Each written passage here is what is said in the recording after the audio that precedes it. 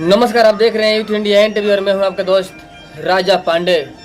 बिहार में नीतीश और तेजस्वी चाचा भतीजा का राज इस कदर चल रहा है कि हिंदू सनातन धर्म को खत्म करने पे तुले हुए हैं। ऐसा कहानी बना रहे हैं कि कुछ कहा नहीं जा सकता है। एक तरफ उत्तर प्रदेश योगी आदित्यनाथ का नाम ऊपर जा रहा है, दूसरी तरफ बिहार के मुख्यमंत्री नीतीश कुमार का नाम ऊपर आ रहा है। योगी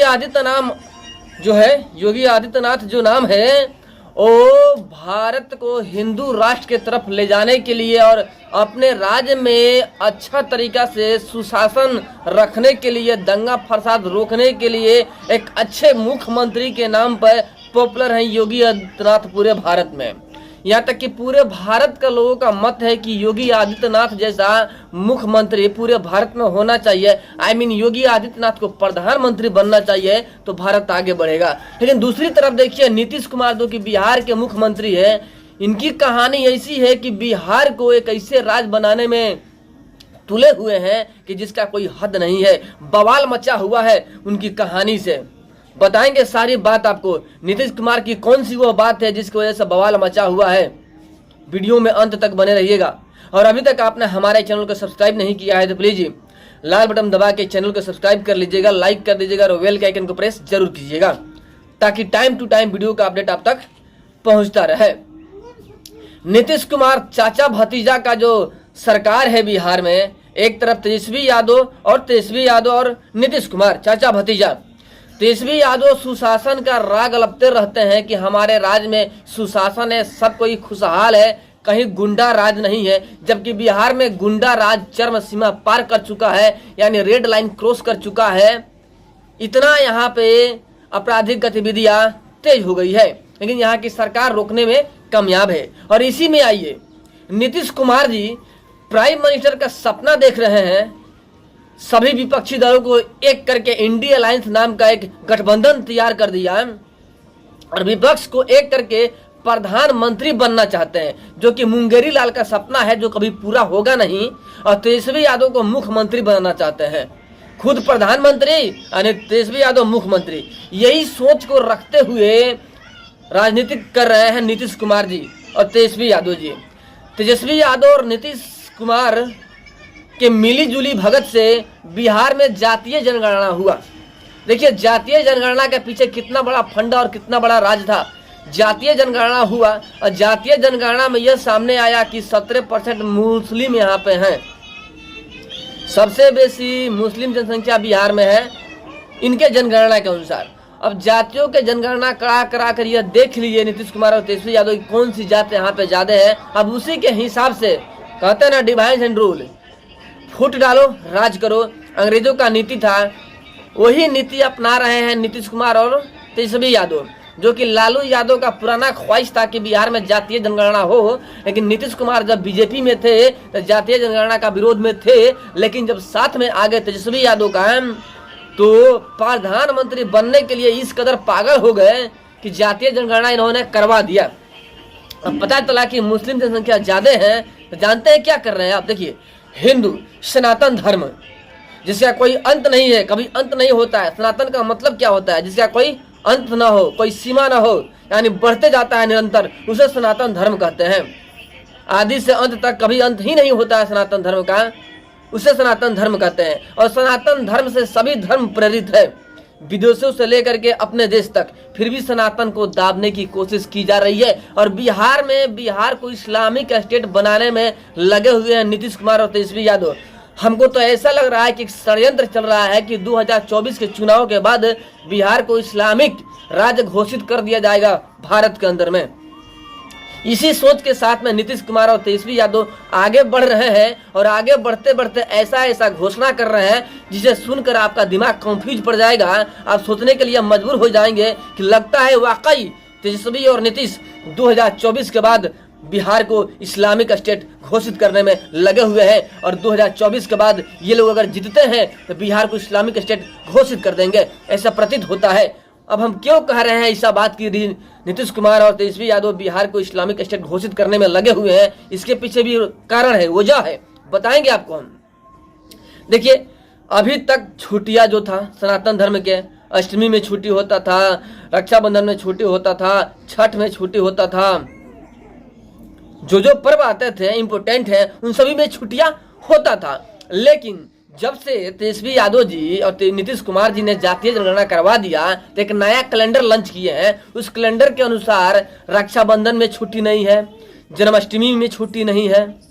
ये क्या है भाई? जब शुक्रवार को पता है कि मुसलमान लोग नमाज पढ़ते हैं तो शुक्रवार को छुट्टी है उनके जगहों पे, जहाँ पे मदरसा वगैरह है, मुस्लिम स्कूल है, वहाँ पे शुक्रवार को छुट्टी होता है। लेकिन जब यहाँ पे इस्लामिक स्टेट कायम करने की कोशिश कर रहे हैं नीतीश कुमार, और इसी वजह से क्या कर रहे हैं, सनातन धर्म की जितने पर्व हैं उस छुट्टियां को रद्द करते हुए नजर आ रहे हैं।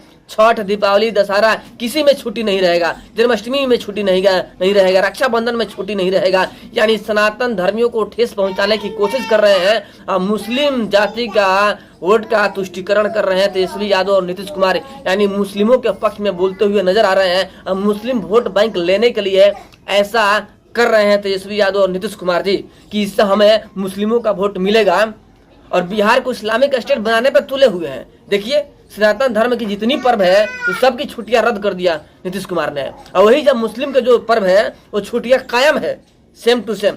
जब छठ में छुट्टी नहीं होगा तो ईद में छुट्टी क्यों होगा?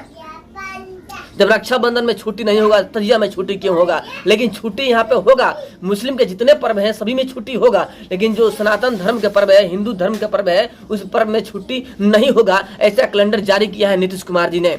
लेकिन नीतीश कुमार को पता नहीं है। नीतीश कुमार जी जो अंग्रेजों का नियम था, rule and device and rule वाला कहानी, उसी को अपना रहे हैं नीतीश कुमार और तेजस्वी यादव। यानी अंग्रेजों के इशारे जो चलते थे ना, अंग्रेजों का क्या बोलते हैं, अंग्रेजों का जो ढांचा था, चलने का तरीका था, उसी तरीका से चल रहे हैं नीतीश कुमार और तेजस्वी यादव। यानी डिवाइस एंड रूल वाला हिसाब किताब निभा रहे हैं तेजस्वी यादव और नीतीश कुमार। यानी कि एक ऐसा षड्यंत्र करेंगे ये लोग मिल करके कि बिहार को जातियों में बांट देंगे।